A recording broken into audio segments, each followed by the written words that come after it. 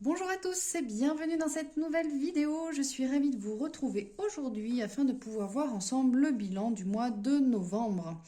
Donc comme d'habitude, je vais faire mon récapitulatif, tout ce qui va être entrée d'argent et sortie d'argent. Si jamais vous n'avez pas encore vu cette vidéo, je vous invite à aller regarder la vidéo de présentation que je vous avais fait déjà. Donc je vais vous la mettre directement en haut en barre d'informations. Donc ici, on a donc toutes les entrées d'argent sur la colonne de droite. Donc comme d'habitude, j'ai les salaires, tout ce qui est prestations familiales, également la pension alimentaire. Et nouveauté ce mois-ci, du coup, j'ai touché mes premiers petits euros au niveau de YouTube. Donc 87 euros, je suis quand même super contente. Ça fait toujours plaisir, voilà, c'est juste un petit plus par rapport aux vidéos que je vous présente. Et du coup, après, je vais y avoir tout ce qui est sortie d'argent, tout ce qui va être loyer, électricité, internet, tout ce qui va être mutuelle santé, tout ce qui va être téléphonie, frais bancaires, l'emprunt pour ma voiture, tout ce qui est cantine enfant, garde d'enfants, l'épargne mensuelle numéro un, donc tout ce qui est les sorties d'argent qui sont à l'année, également tout ce qui va être assurance vie, épargne PEL, les épargnes PEA, tout ce qui est prédicat et après c'est toutes mes autres dépenses du quotidien, donc tout ce qui va être courses et tout ça. Donc concernant tout ce qui va être entrée d'argent, j'ai eu donc pour la somme de 3044,77 €. Concernant tout ce qui est sortie d'argent, donc j'en ai eu pour 2503,61 €. Ça me fait une différence de 541,16 €. Voilà, donc là j'ai pu épargner, ils ont mettre de côté là 541,16 € sur mes dépenses du quotidien, mais j'ai déjà une partie ici qui est épargnée. Donc ça concerne tout ce qui est épargne mensuelle, l'assurance vie, le PEL et le PEA. Donc j'ai déjà 289,09 €. Donc comme ça, c'est déjà sorti du compte pour être épargné du coup sur mes plans habituels, plans d'épargne habituels. Au final, donc si on rajoute par rapport à la différence qu'on a eue ici entre le crédit et les débits, les sorties d'argent, ça nous fait donc du coup une épargne réelle de 830,25 €. Donc voilà, je suis super contente pour ce mois-ci. J'ai quand même fait une belle épargne. Donc mine de rien, sachant que j'ai déjà anticipé, j'ai mis de côté justement dans cette épargne-ci tout ce qui est prévision de cadeaux, tout ce qui est futures vacances et autres. Donc du coup, je suis hyper contente de ce point de vue-là.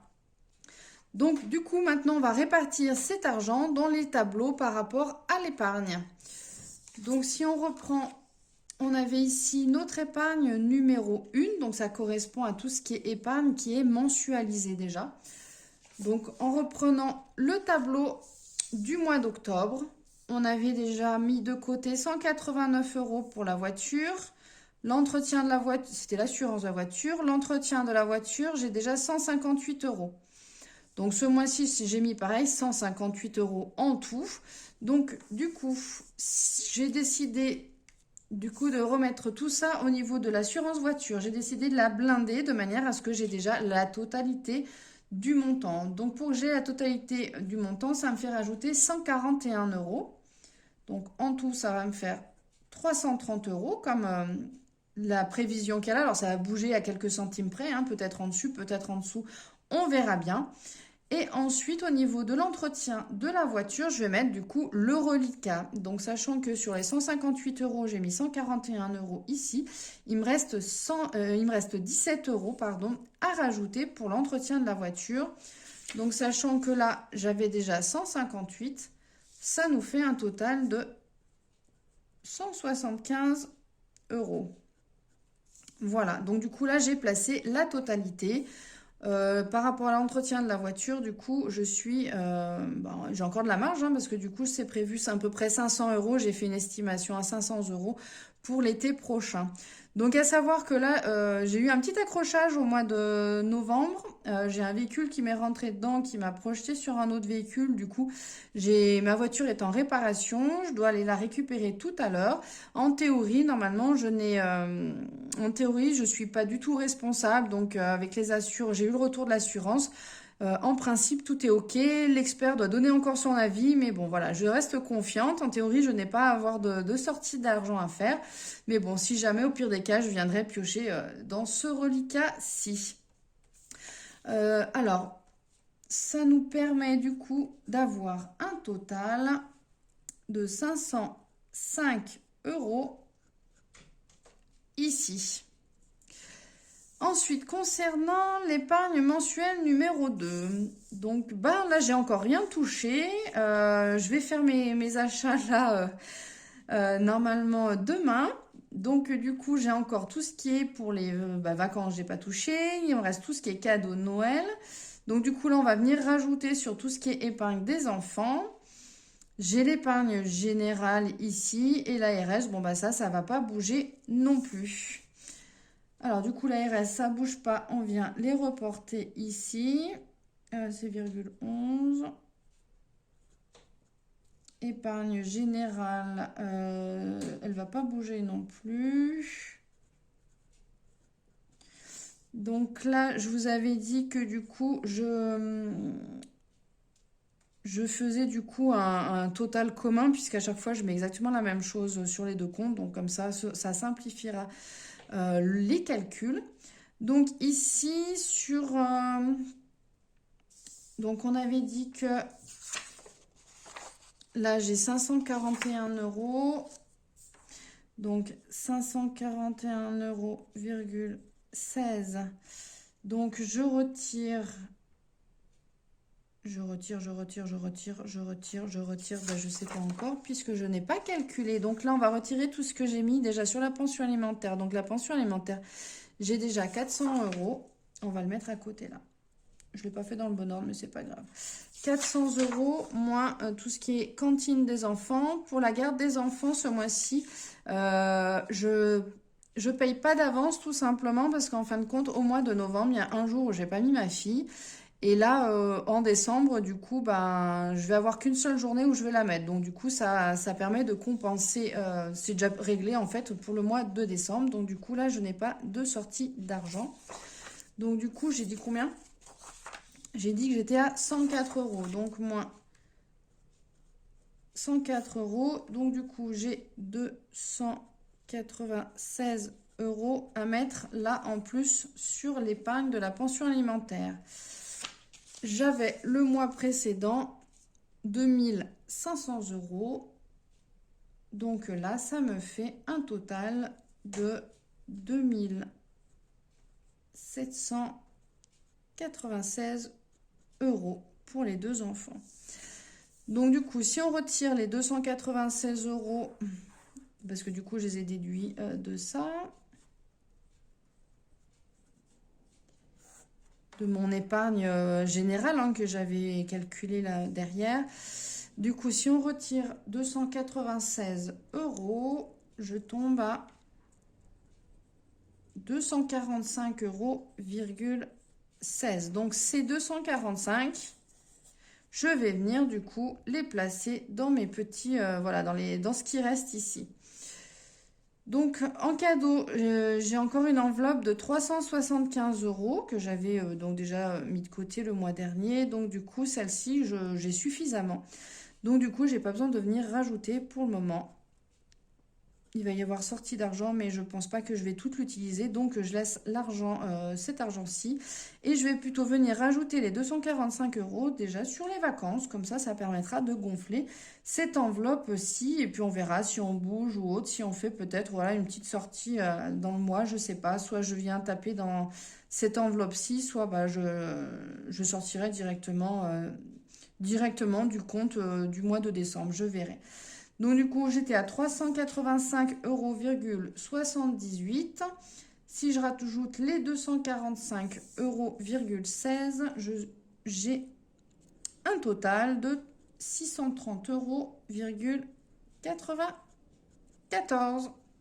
Du coup, ça nous fait un total de 4414,93 €. Voilà. Donc du coup, ça me fait une coquette somme mise de côté. Donc voilà, ça permet quand même vraiment de pouvoir avoir un stock, voilà, une épargne tampon en cas de coup dur, d'avance pour tout ce qui est cadeaux, vacances. Donc mine de rien, c'est quand même un certain confort de ce côté-ci. Voilà, bon bah écoutez, on va faire le bilan également par rapport au bilan de l'épargne annuelle. Le fameux tableau que j'ai déjà complété au fur et à mesure avec vous. On a commencé au bilan des 6 mois. Et là, je continue. Donc là, j'ai également 158 € ici. Ça, c'était l'épargne numéro 1, c'est l'annuel. Après, ici, on a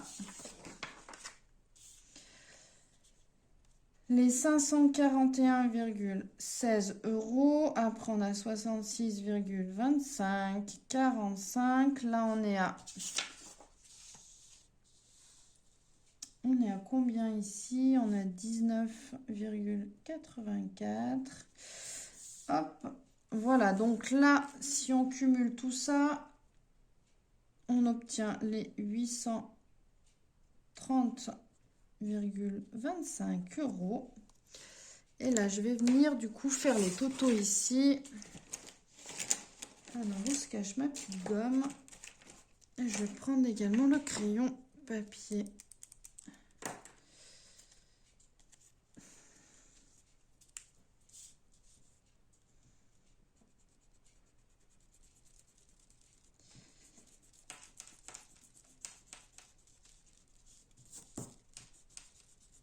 Du coup,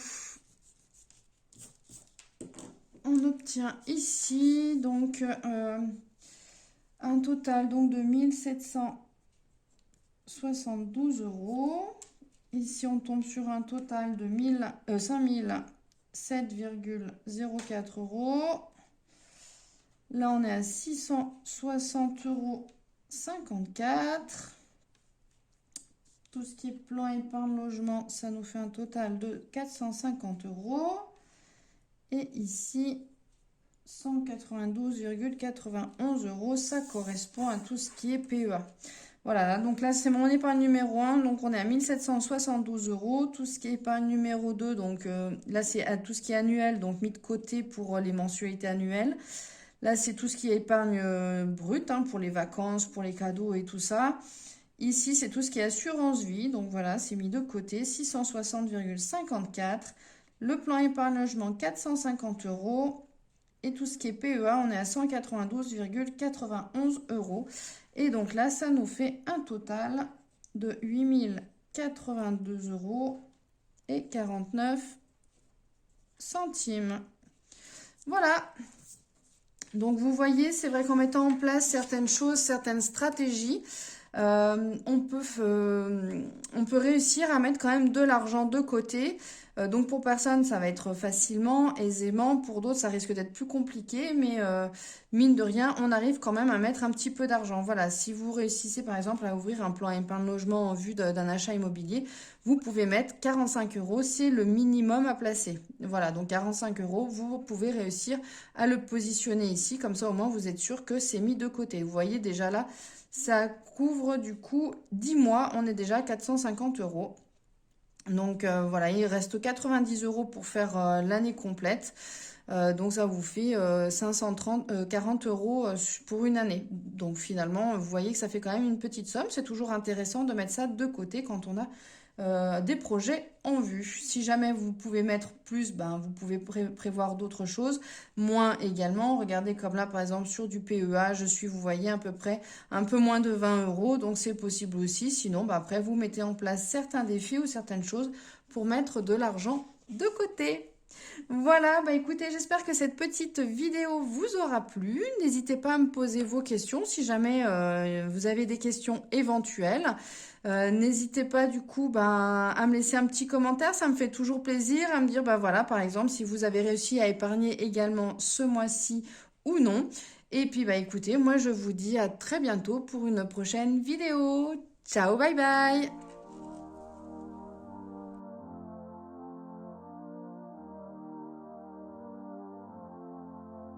I'm gonna lie when